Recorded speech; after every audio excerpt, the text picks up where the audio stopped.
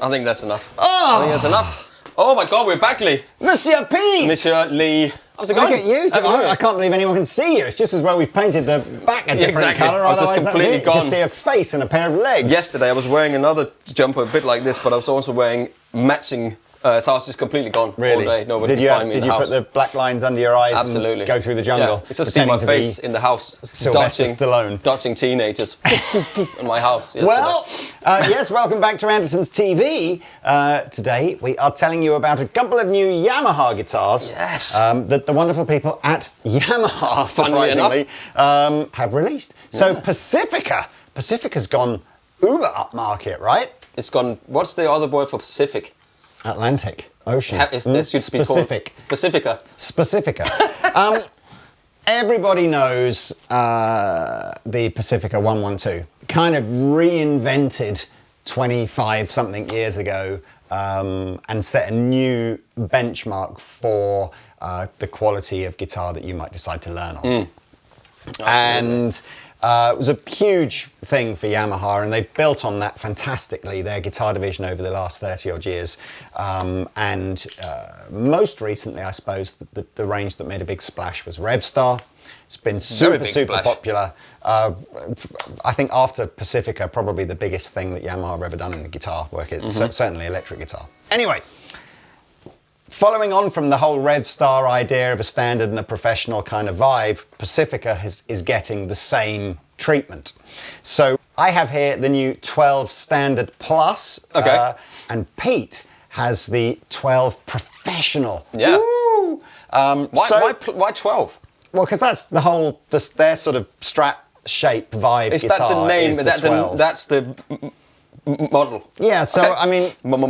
Yamaha in the rest of the Pacifica range, the 012 is the most affordable one, and then the 112 is the one I guess probably the most famous, and then there was a 312 and a 612. I get it. 412, can't remember. Anyway, these all sit above those. So we're talking a starting price of about £1,000, probably just over £1,000 for the standard, below for that. and then maybe more like 2,000 for the Pro. Yeah. So this is, you kind of, I think, with the exception of the silhouette of this guitar, forget all other comparisons to Pacifica 012. So let me tell you about some of the things that are cool. Actually, you know what? A lot of the features I'm going to be telling you about this guitar are also on this guitar. The main difference is this is coming out of Yamaha's Indonesian facility. This one is coming out of their Japanese facility. And got the little stamp and the made in Japan. Yeah, so even though a lot of the spec will be the same, there is just a general sense that the Pro one is just put together a bit more nicely. So I have a 3-piece alder body here, Goto hardware, so 510 trem and the Goto locking tuners, becoming the real sort of standard, you know, alternative trem to something like a Strat trem. This is exciting. Yeah. So Yamaha have worked with Rupert Neve of the sort of, you know, recording console fame to exclusively design a set of pickups for Pacifica. These will only be on the standard and the pro options, not on the more affordable ones. But this is cool. So we've got 2 single coils and a humbucker. Are these the same pickups then, or are they different in the pro? Or are they just the same? Same. Okay, right. Simple coil split. So unlike Revstar, which had that slightly difficult to explain focus circuit in it. 5-way switch and a tube thing, and We've got the easy access truss rod adjustment, which we like here. Here's a difference between the two.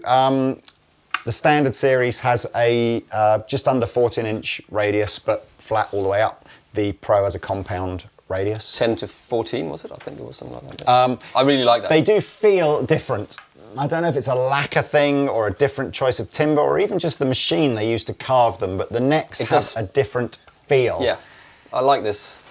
It's one of those expensive feel. Terrible things to try and describe, but this just feels more expensive than this one, however you describe that. The carve itself doesn't feel different, but it's the smoothness. But the accent feels different, because I was playing the other one before, and it does feel, the 10, you can feel that compound. Stainless steel frets. Yeah. Choice of rosewood or maple boards. Like tunes.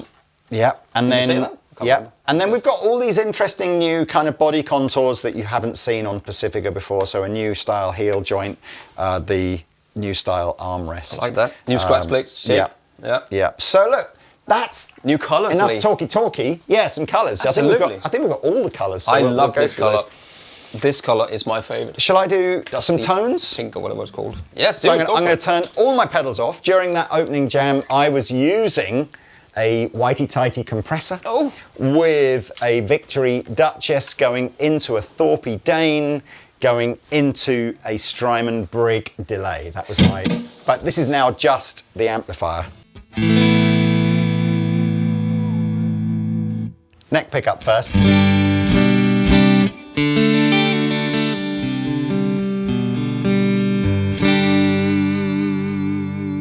It's smooth, that system. It's interesting. Now, whether or not by the time these are launched, I'm sure by the time these are launched, there'll be some official spec about, what magnets have been used and what sort of output we're getting from these pickups. But right now, all we know is that Rupert Neve has designed them.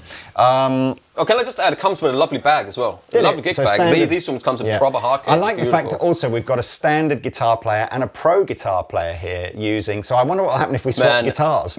But... So anyway, that's that neck position, neck and middle.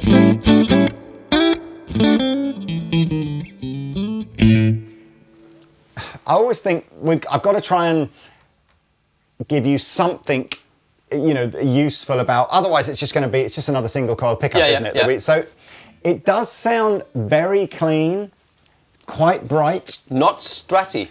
It doesn't have that. I don't think it does. You don't think it's stratty? There is we keep that. There's a specific sound Fender can make that none other S-type guitar makes. The end. Yeah. Do you think this is more, how would you describe, like a studio? Yeah, it's a very studio guitar. It's like a very sort of balanced or even sort of, it sounds like an S-type guitar, but it's not, but it gets all the good things from it. It's very clean. Yeah, very clean and clear.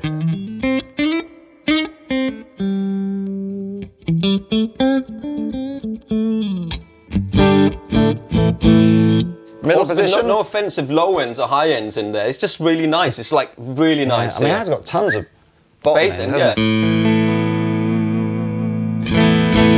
I mean, that could be our new set, for instance. It could be that. It's the carpet. Yeah, it's the new carpet.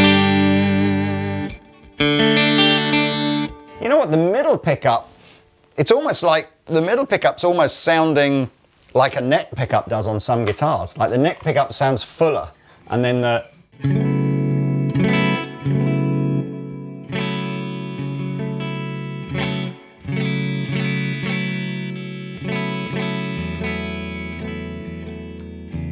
Yeah, sometimes like a middle pickup sounds a bit too bright for me, and you end up going, where would I use that?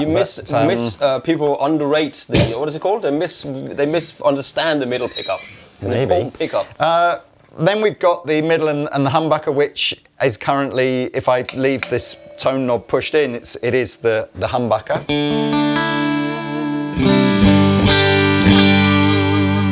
Sounds good. We can coil tap that position.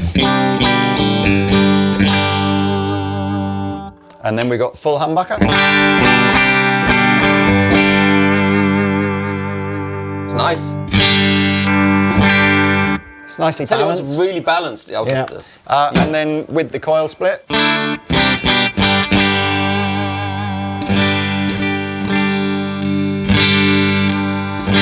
That's where maybe it's less balanced. So again, we always criticise, or we often criticise humbuckers in their split modes for sounding a bit thin, but I like it in its position too. Split, that's a nice sound. I mean, Mr. Pete, why don't you take us through some tones on there as well? So the different body-wise, the wood is... so you got two pieces, but it's 3-piece But it's got the... what is it called? The drillings, the hole. The chambering. The chambering. I couldn't find the word. So you're completely right. Totally forgot to tell you. So both models have the chambering. I'm not sure. It doesn't feel lighter than a normal guitar. So I'm not. It's interesting. I think that the chambering that Yamaha did on Revstar was very much, claiming to be a tonal thing, just trying to alter the tone of it. So perhaps they're trying to do the same on Pacifica, but it's that also had some kind of what's it called? Fiber optic cables in here. No, what's it called? What is it called used in the cars, man? What is it called? Carbon fiber. Carbon fiber. They had carbon fiber rods in the other ones, the Revstar. Yeah. You know, carbon fiber optic. So I'm going into the JTM Marshall.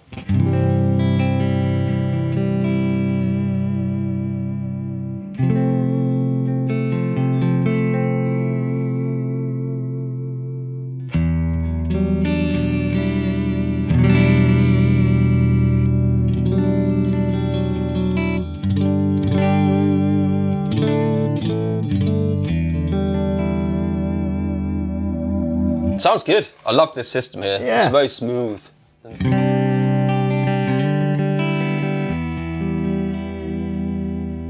Bought some shares in Goto 5 years ago. It's like, I mean, everyone's using them now, aren't they? Maybe I have got shares in Goto. I was just about to say, but you have, Lee. But you have. You just haven't told anyone.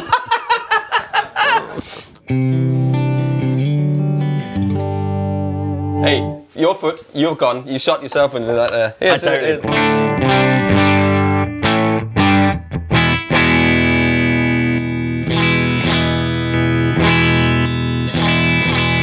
I don't mind that split, you know. On its own, it's fine, but then when you go to the neck pickup, you realise the neck pickup's quite a bit louder.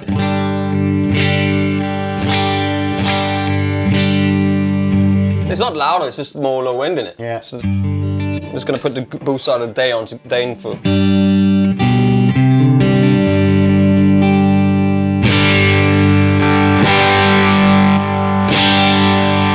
Yeah, then it becomes a bit brittle, doesn't it? Yeah. Not brittle, it's not the top end.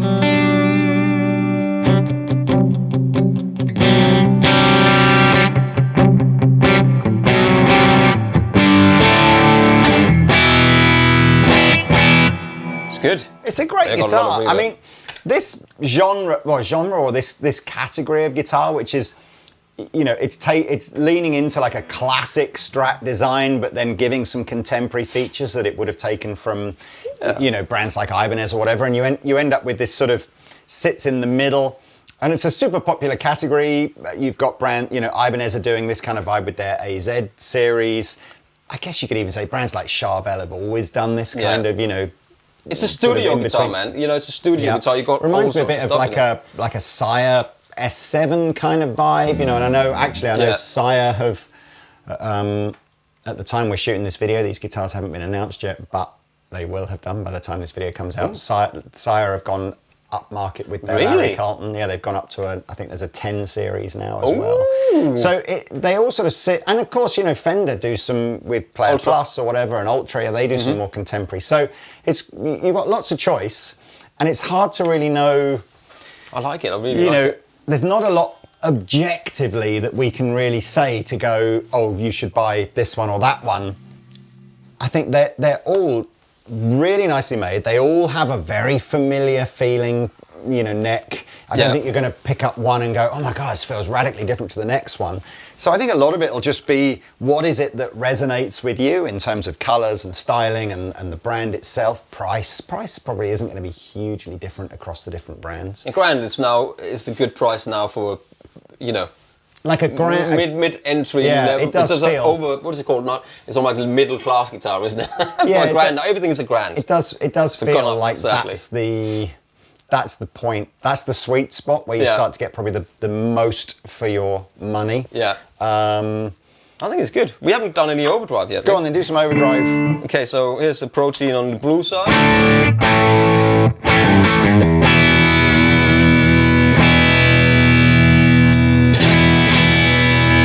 Look, I've had a fight with a cat. No, actually with some back paneling.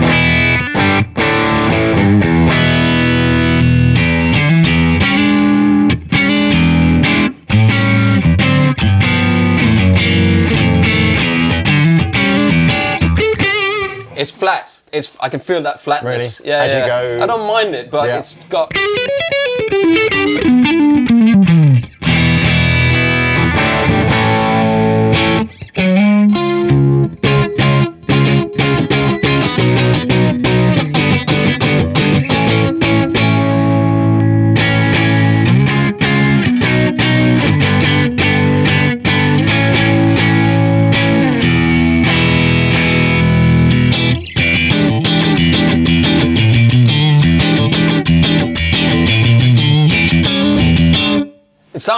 It's got that Strat type, S-type tone. I know we keep throwing that word out there, but that's what it is, isn't it? But it's more controlled. It's more controlled than that. You can. It's interesting on this. I'd completely.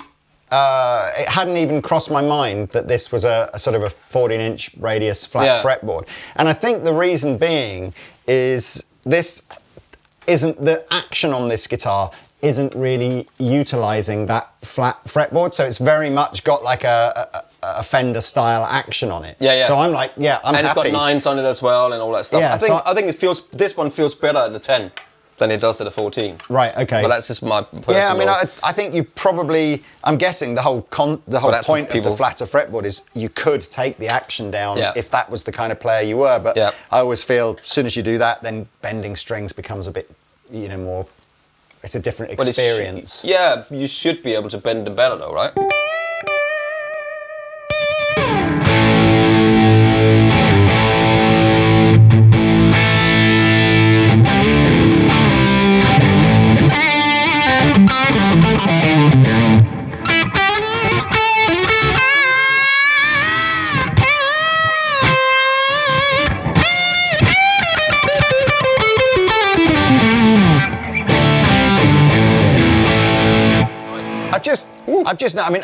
I do aesthetically really like this scratch plate. Yeah. I think it's quite difficult on new guitar designs to change anything that's really classic. Yeah. And then, what I have noticed as well, which is interesting, and it always reminds me of an old Eddie Van Halen sort of anecdote, which was he liked his pickups screwed into the body of the guitar, not the humbucker.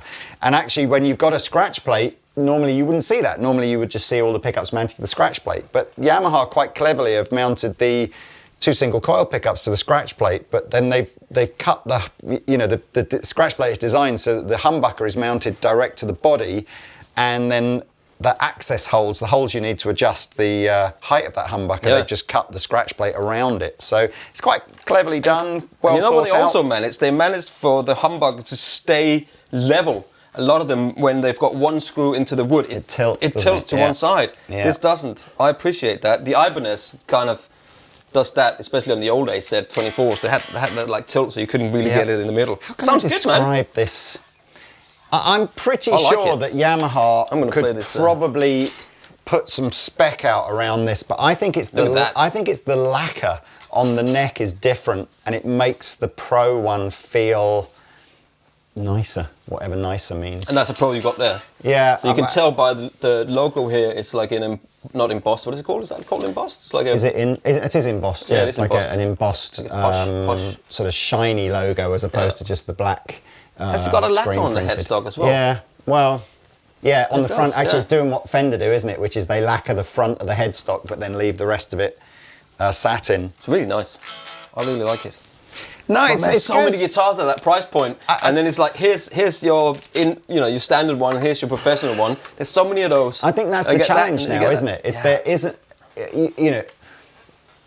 if you go back 15, 20 years, everyone had their lane. Fender did the classic thing, Ibanez did the contemporary thing, Jackson did the heavy thing. Yeah. You know, it's like you went, okay, well, that's the style of music I play, so that's the brand I should probably look at. Now it's just like you're trying to everybody does everything. Do the fan. So is this what is that, a poly? Just a poly lacquer on here? Yeah. You would think? Yeah. Really nicely done. Yeah, I agree. Everything, but they always do. Everything was nice. Well, look, let's jam out with something a bit rockier. Let's do some dad rock. Absolutely, I mean, who are saying that? Who are these aimed at? Apart from, like, I can see a studio musician having one of these, using it for lots of different things. But you know, even on stage, I think it would be a good. It's the guitar player that probably sees themselves more as a traditional guy or girl. You know, like so they've probably got a Fender, but they're sort of going, you know what, I really want something with a slightly more wibbly trem on it and a slightly and a humbug on the back. But I don't want to look like I'm trying to be Steve Vai or something like that. Or you know, I mean, there's the colours. You know, the colours. I love this dusty or aged or whatever the colour was. It's a great, yeah. Do you know what? That's my absolute favourite. I'm a bit done with shell pink now. But this is not shell pink. That's what I mean. This is like the muted colours. Yeah. And you can see here the carve here looks really good on this. Look. Yeah. The carve. What do they call this pink? Ash pink. Ash pink. Yeah. Is that careful? If you've got a slight speech impediment there, that could come out wrong, couldn't it? Anyway, the burst colours are. There's only that one here. Yeah, the burst colours I think are the Pro Series, and the solid colours are the Standard Series, aren't they? But again, we'll put links below so you can see the full range of. And while you're there, please like and subscribe as well. We forget to say that in the beginning. Forgot to say that in the beginning. Right. Let's do this, Dad. Yeah, let's do it. Come on, Daddy.